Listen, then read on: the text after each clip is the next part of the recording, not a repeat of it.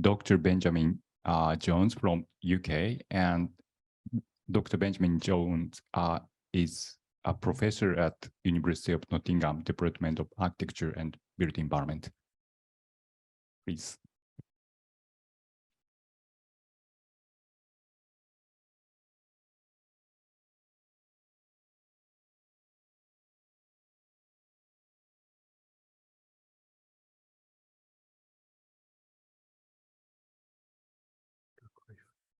Ooh, water.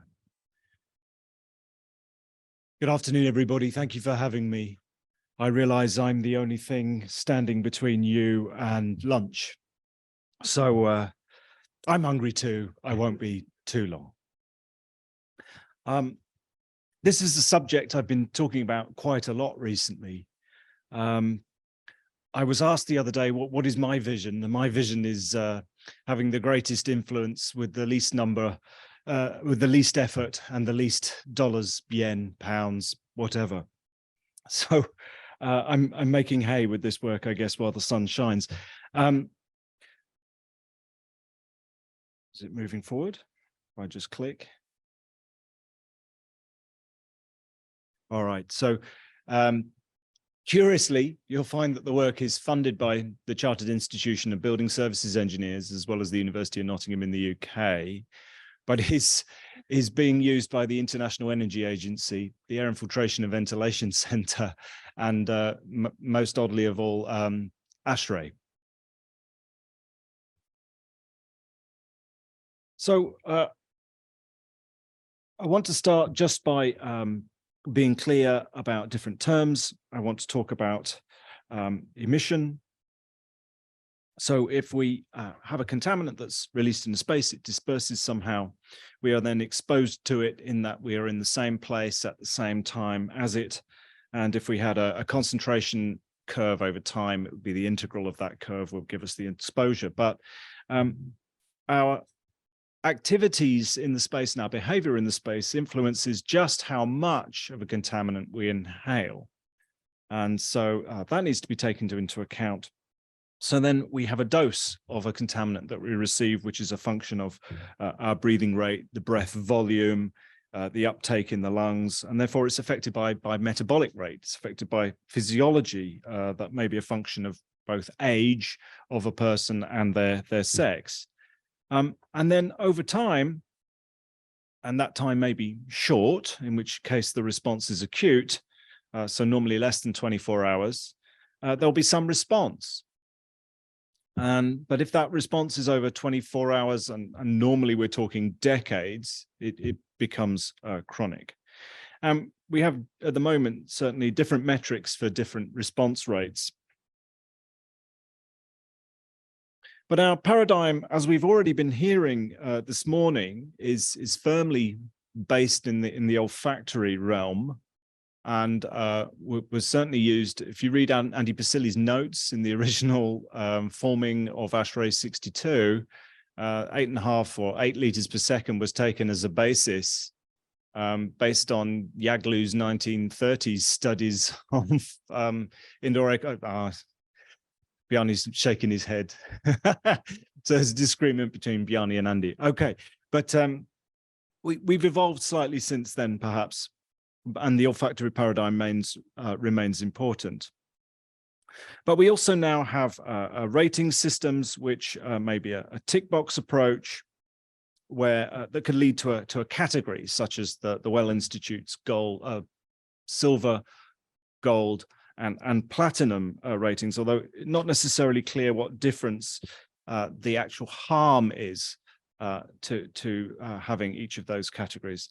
And then we might have air quality indices, which are a combination of weighted concentrations or sub-indices. But you can end up with some rather perverse outcomes there, where the summing of sub-indices can lead to situations where each individual concentration is under individual health thresholds, but the final index shows exceedance, and you can get the kind of reverse of that, where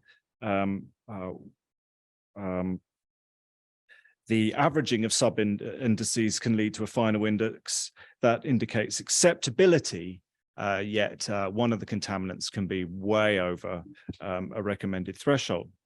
And then we have threshold limit values, which we've already seen in our discussions of the indoor air quality procedure in ASHRAE 62.1, which tend to give maximum concentrations during our stay in the space. And then exposure limit values, which set a maximum exposure. So it's both the concentration and the time set in the space. And one example of that is Spanish regulations, where they set those for carbon dioxide. But there's significant disagreement. This slide is designed to show disagreement in acceptable thresholds for PM2.5 between the World Health Organization, between the US National Ambient Air Quality Standard, between the well building standard. I haven't read there's a recent well building standard out, so I'm not quite sure if it's still 15 micrograms per cubic meter and if these measurement criteria still apply. But you can see that they're not all saying the same thing, and you have to ask, well, why is that? So there's a lot of subjectivity involved here. So it's not really clear how any of these metrics would, if they were varied by, say, 10%, would affect actual occupant health, depending on their activity and comfort. It is perhaps easier to deal with acute risks rather than chronic risks. One reason for that is that you tend to observe acute risks quite quickly, and trying to persuade people to do something that may happen in 20 or 30 years' time is often quite hard. Persuading people to quit smoking, for example, or to drink less is a good example of that. We have trouble with relationships between dose and response, and certainly if we want to understand harm at all, we definitely need to know what they are. And then the previous slide where we looked at PM2.5 thresholds, if we consider a PM2.5 threshold and a nitrogen dioxide threshold and a formaldehyde threshold, shouldn't they all lead to the same harm over time? We have to remember that there's no such thing as zero risk, which for a lot of people during the recent COVID pandemic has been something very difficult to grasp. But there it is. We can't make everybody safe all of the time, but we can reduce the harm to a population. So how can we account for harm at population scale and determine appropriate solutions, ignoring outliers? And finally, then, therefore, can we determine contaminants of concern, so contaminants that may be much more harmful than others that are common in indoor air, and that we can actually target first for removal because they have the greatest effect for the least effort. How can we actually measure harm?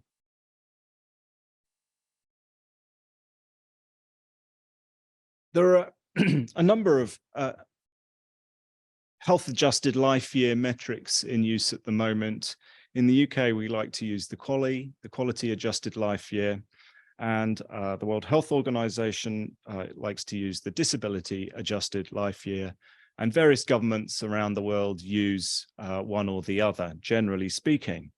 But both of them approach the same problem in a slightly different way. So from the time you are born, you live a number of years in full health, at which point, as the result of exposure or being in the same place at the same time as contaminant, frequently, you might start to suffer some incidents of disease, at which point your health deteriorates.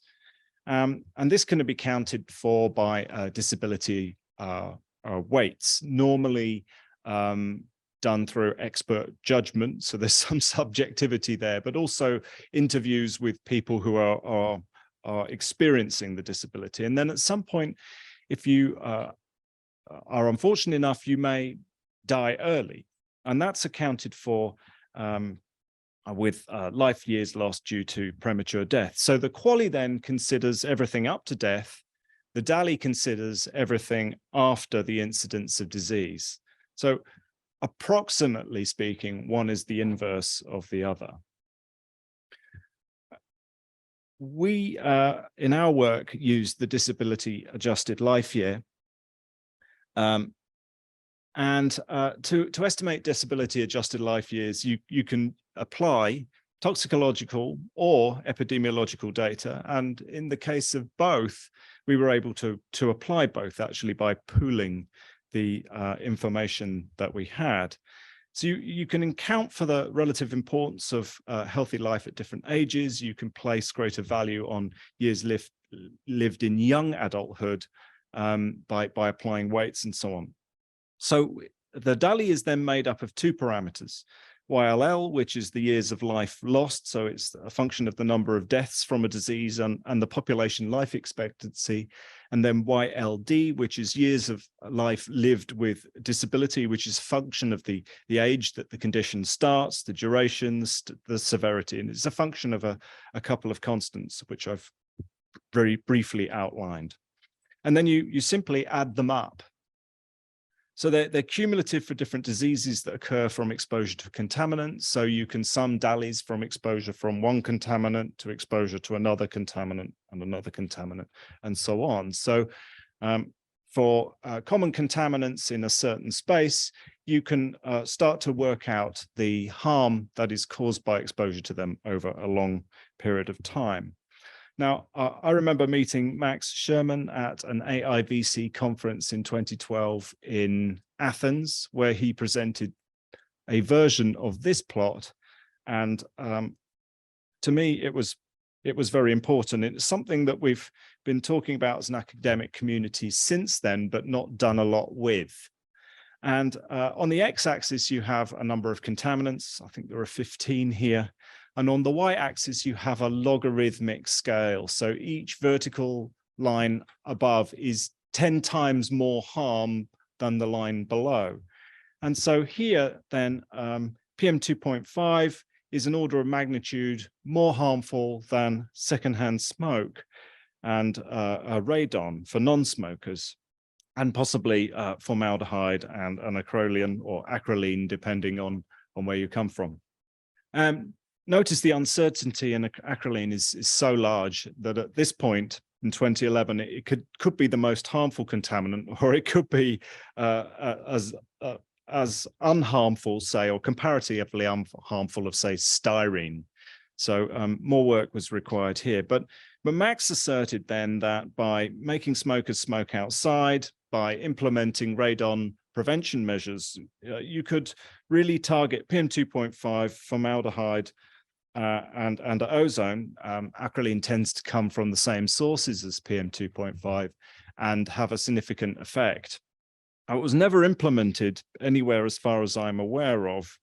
And after some discussions with Max and the acquisition of funding, we were able to revisit the models, revisit the data, and evaluate what happened. So we wanted to take an international approach so that we could identify uncertainty in a number of contaminants in homes in wealthy and Western countries, and quantify uncertainty in all parameters. So we used two approaches. First, an epidemiological method. The second, a toxicological harm method. And both are used in commonly used in the literature, particularly in the life cycle impact assessment field. And they both led us to this metric, which is particularly useful and thankfully very simple. It's the metric of a harm intensity. So it's the number of DALYs, disability adjusted life years, per unit population over a year per unit concentration. So that if you have a unit concentration measured over the course of a year, you can multiply it through by the harm intensity and estimate the number of DALYs for a population for that year. Where we had both epidemiological and toxicological evidence, we were able to pool the two together. And we were particularly interested, or solely interested for the purposes of this work, on household concentrations. So we looked at concentrations using 827 data sets. The model is reasonably complicated. This is a systems diagram of it. There are a number of papers where we've gone over this in the past. So we have our harm intensity metrics developed from both epidemiological here approaches, which are based on risk assessments, disease incidence, and damage factors drawn from the literature. We then have a toxicological approach here, which uses the effective mean dose. So there's a lot of animal studies in here. This is a problem, your wrong model, and it tends to be tested over an acute time frame rather than a chronic time frame. So there's a lot of extrapolation. But nevertheless, when we combine them together later, there was reassuring agreement. Then we have a meta-analysis of the harm intensities, an assessment of indoor concentrations, and then some modeling to bring this together to assess harm. So having gone over that model in super quick time, baffled you all, I'll show you what we found, which is probably a great deal more interesting. So on the x-axis, then you have a range of contaminants. Jenny's work started with over 200 contaminants, over 260 contaminants, which were eventually whittled down to around 45. The reasons for that is they're either not great data available on all of the 260, or there's not enough harm data, or they're just not harmful enough when you see the final analysis to make it onto the plot. So we're down to 45. The contaminant with the greatest mass present in the air generally is ethanol. And you can see that roughly in the center of the plot. The most reported contaminants, though, in the literature are PM2.5, formaldehyde, toluene, benzene, and nitrogen dioxide, and that's reflected in the uncertainties around them.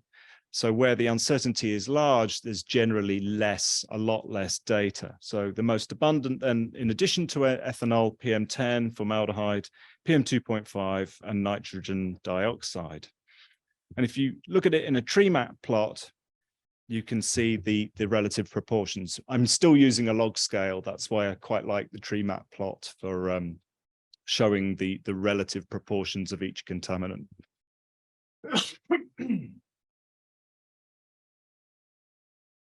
So next then, the harm intensities. So this is the disability adjusted life years per unit concentration. The contaminants again on the x-axis, and a log scale on the y-axis. So you can see the units of DALYs per microgram per cubic meter. This is for 10 to the 5 persons per population per annum. And you can see that PM2.5 here has the highest magnitude of harm intensity. So if you multiply the two together, the uncertainty in the concentration and the uncertainty in the harm intensity, you end up with uncertainty in harm. So again, on the x-axis, all the contaminants, on the y-axis, harm indicated as disability adjusted life years per annum for 10 to the 5 population. And although PM10 comes out top, we were particularly interested to see whether it was the coarse fraction, so the 2.5 to 10 that mattered, or whether it was the fine fraction, the 2.5 and below, that mattered. And you can see here in the analysis, the third contaminant listed is the coarse fraction, which is less harmful than PM2.5. So we were able to designate contaminants of concern from this, which include particulate matter, formaldehyde, nitrogen dioxide, radon, and ozone. All the others then are significantly less harmful, and that's illustrated by this tree map plot, where you can see that those contaminants I've just named account for about 99% of the harm in all houses from the sample of 827 measurement studies.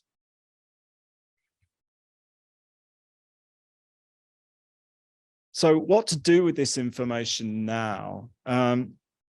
We need to then think about what's an acceptable level of harm. Now, there are a number of activities we do in our daily lives that have a potential to lead to harm, including driving a car, drinking alcohol, smoking, and basic things like that. And a lot of these are acceptable to governments in various to various degrees. So in order to determine an acceptable threshold, or at least to get a handle on what that might be, we used a series of a study of Californian homes. And the reason we did this is because the intention for the work is to go into an addendum for ASHRAE 62.2. And so we needed a series of houses that complied with ASHRAE 62.2. And all of these Californian homes, so 70 homes in the study, complied with ASHRAE 62.2. And therefore, the contaminants that were measured in those homes are, by definition, acceptable to ASHRAE 62.2 as it currently stands. And then we were able to arrive then at a level of acceptable harm.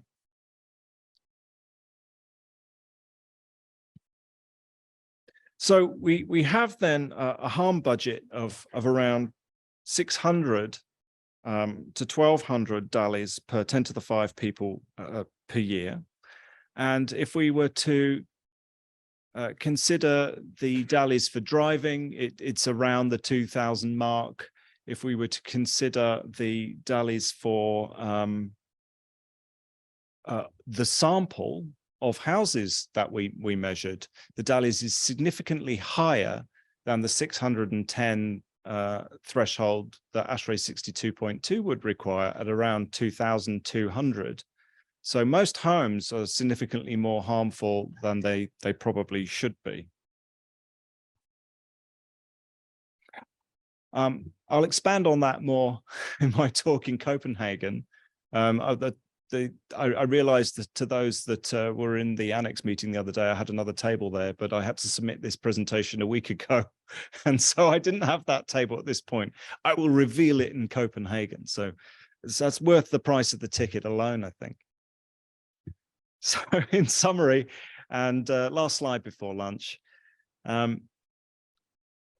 our philosophy is that indoor air quality standards should reflect the harm that contaminants actually cause, in addition to other factors, of course.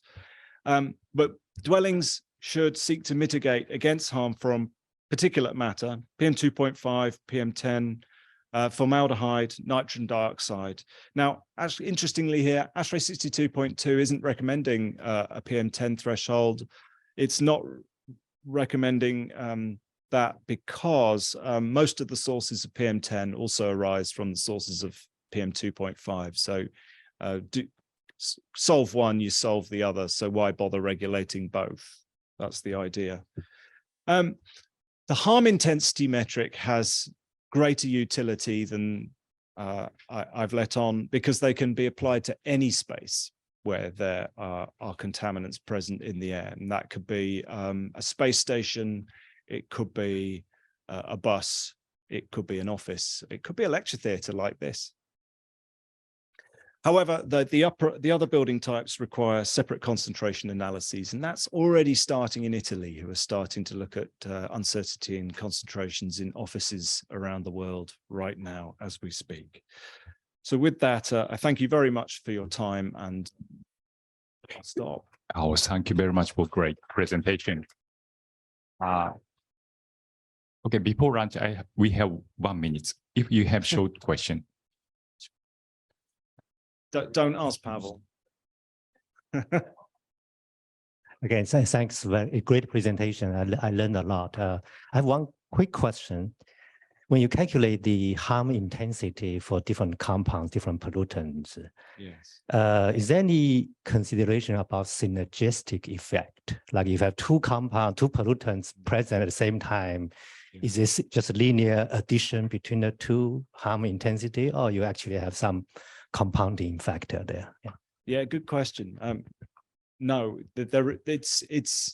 we have not considered synergistic effects, that you do just add them together. So they may be there, but we don't have that data.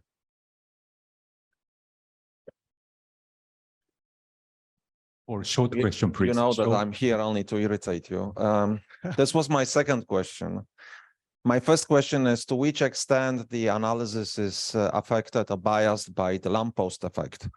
Basically, we just measured this in the last 30 years. So now we can calculate harm from those pollutants, but maybe there are other pollutants that we didn't measure that create a much bigger harm. I'm just asking, you know. Well, it's impossible to know that right now. No, but what is your opinion? My opinion is that our friends, the indoor chemists, should continue searching. Ian, you had an interesting idea on this. Is there any chance that you could share that thought? Because you'll say it so much more eloquently than I can. I hope what I'm going to say now is what I said. I hope so too. Right. So this has to do with there've been epidemiological studies done that relate health outcomes to PM 2.5, for example. And if there's some other chemical out there we have yet to discover, it's going to have to be very heavily correlated with PM 2.5 in order for it to align with other information that we have about indoor air quality and health. And that seems like it's pretty unlikely. But even if it's true, if we're trying to say it's still a good idea to remove the PM, even if in the future we find that something else is also a problem. In other words, we don't have to have perfect knowledge now to act and improve things. And like I said, there's this issue of confounding evidence, right? If there is something else out there, it very much correlates with what we do now. Okay. But was that the point you wanted me to make? I also believe in. I will stop here. We have a discussion after lunch, after two other presentations of Annex 87, that we can continue this. So sorry. Okay, thanks again. I think lunch is served here in the room, if I'm right. And we see each other back at 1:35.